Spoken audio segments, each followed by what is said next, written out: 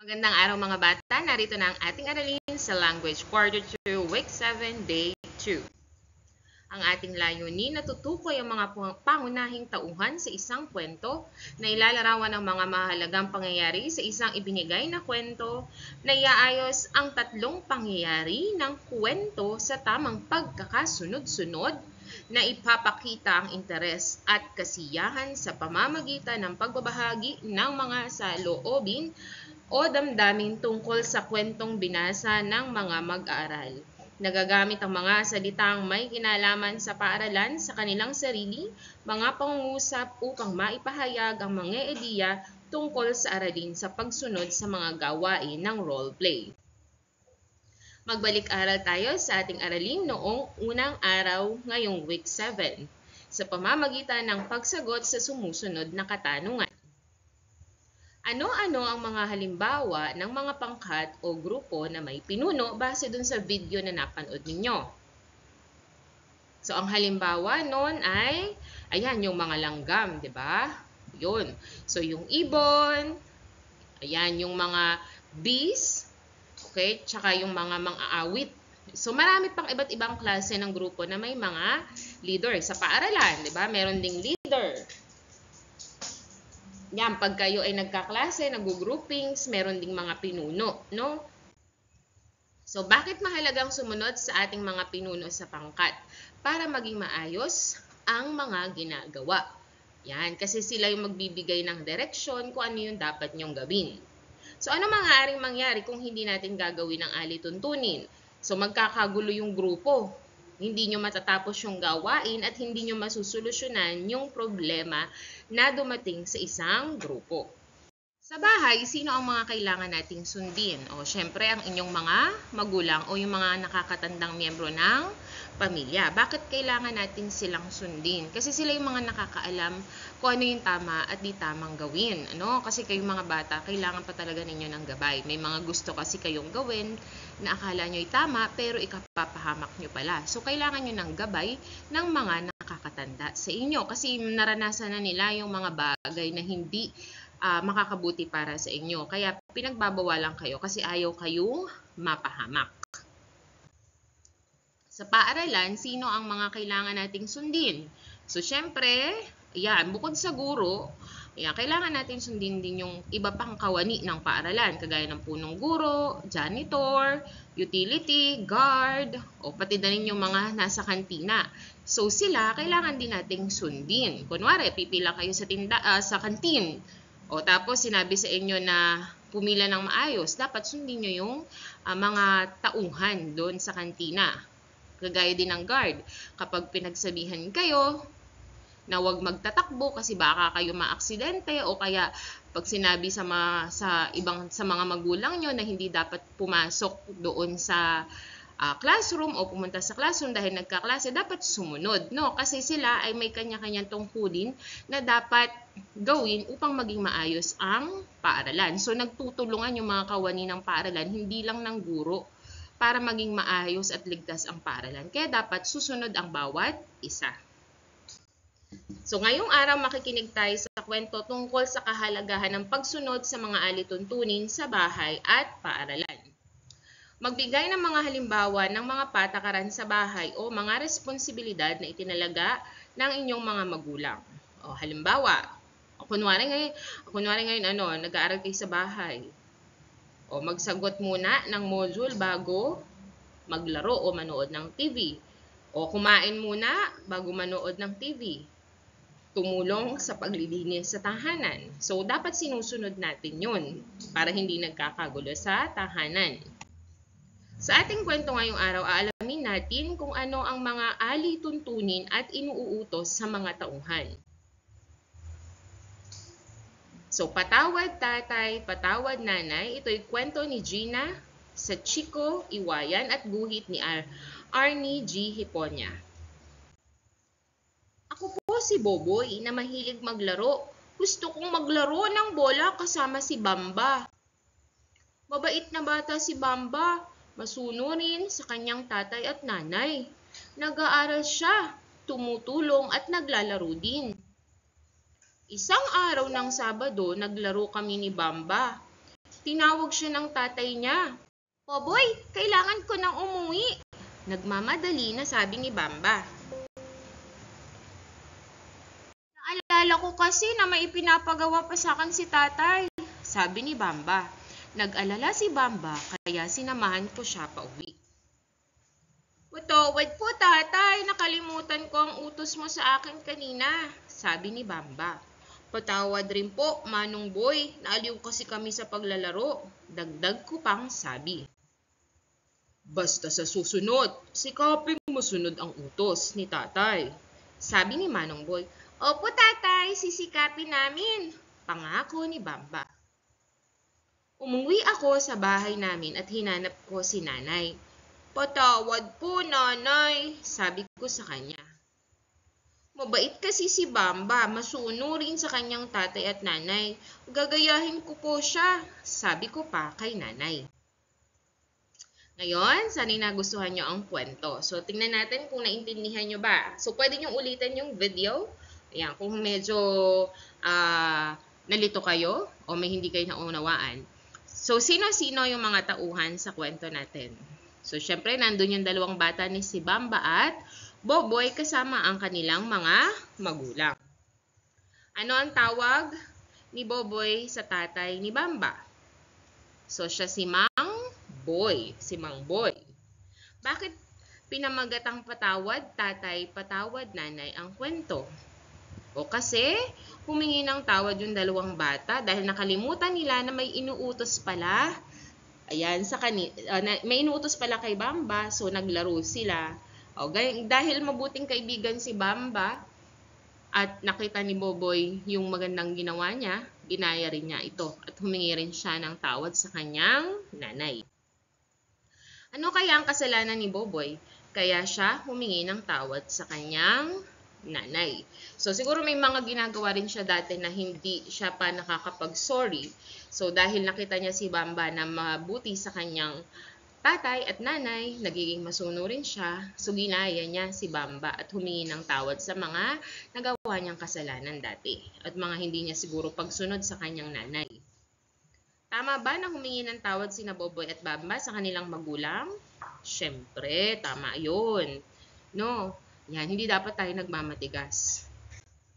Kung ikaw ay niyaya ng iyong kaibigan na maglaro, ngunit may inuutos pa ang iyong nanay o tatay, anong iyong gagawin?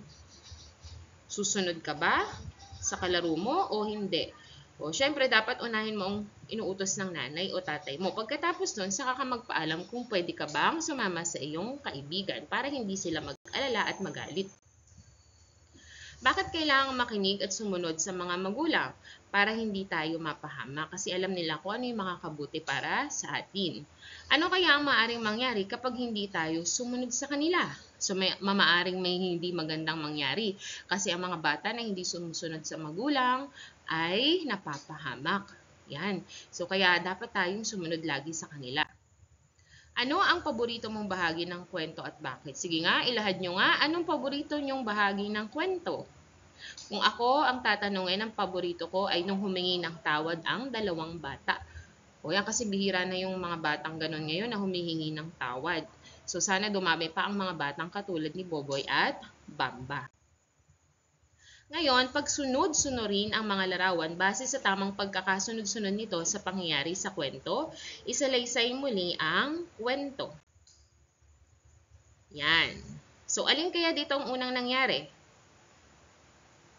O, syempre ito, naglalaro si Bamba at si Boboy.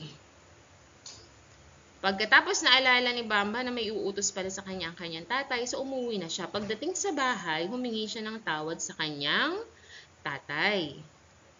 Ganon din ang ginawa ni Boboy nang siya umuwi. Humingi siya ng tawad sa kanyang nanay, ginaya niya ang ginawa ni Bamba.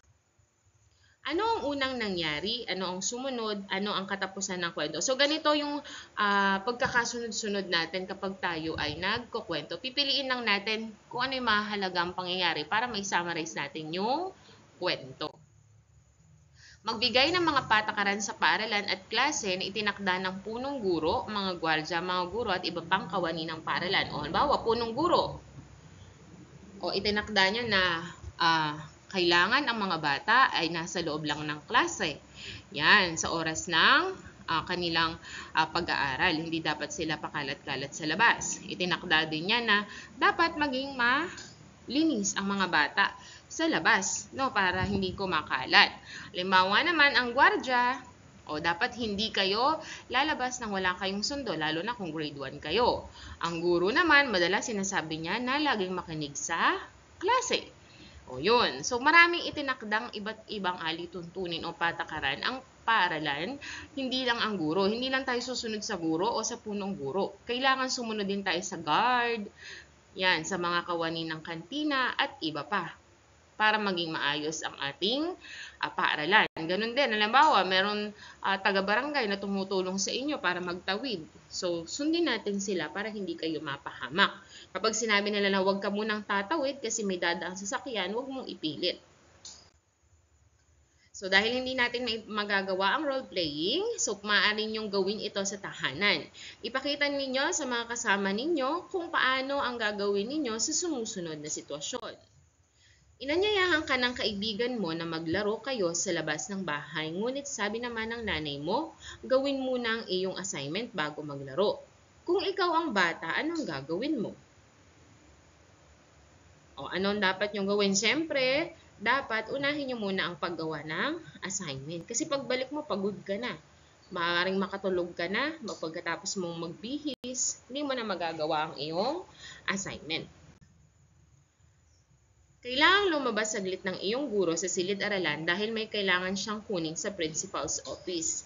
Sinabi ng guro sa mga mag-aaral na huwag lumabas ng silid-aralan at kailangang manatiling tahimik habang ginagawa ang gawain. Kung kayo ang mag-aaral, ano ang gagawin ninyo? Magtatakbuhan ba kayo? Maghahabulan ba kayo kasi wala ang guro? So, dapat hindi, no? Sundin ang inuutos ng guro kasi may mga pangyayari na nagtatakbuhan sa classroom, biglang nadulas, tumama ang ulo o may tumama na parte ng katawan na disgrasya na.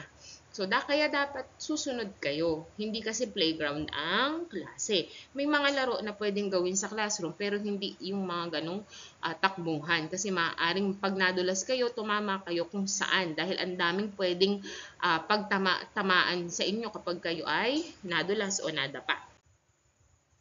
Nais tumawid ng bata sa kalsada sa labas ng paaralan, ngunit malayo pa ang pedestrian lane. Sinasabihan siya ng security guard na huwag basta-basta tumawid at tumawid lamang sa pedestrian lane.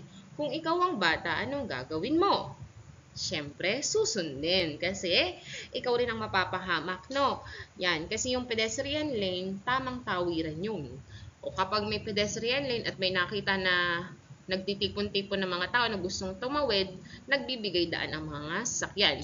Pero kapag walang pedestrian lane at ikaw lang ang naandon, hindi ka napansin ng sasakyan, pwede kang mabangga. At kasalanan mo pa yun kasi hindi ka tumatawid sa tamang tawiran. Ano ang unang nangyari? Ano ang sumunod na nangyari? Ito ang ating dapat tandaan sa isang kwento at ano ang huling nangyari. So, ano ang inyong natutunan sa araw na ito? Dapat tayo ay sumunod sa mga nakakatanda, sa paaralan man o sa bahay. Ano ang dapat gawin kapag nagbabasa o nakikinig sa isang kwento upang sunod-sunod ng tama ang mga pangyayari? So, dapat makinig ng mabuti. Yan, nakaupo ng maayos, hindi nakikipag-usap sa katabi. Bakit mahalagang makinig at sumunod sa ating magulang o guro? Kagaya ng sinabi ko kanina, upang maging maayos ang ating ginagawa at hindi tayo mapahamak. Upang hindi rin magkaroon ng gulo o away sa tahanan o sa paaralan.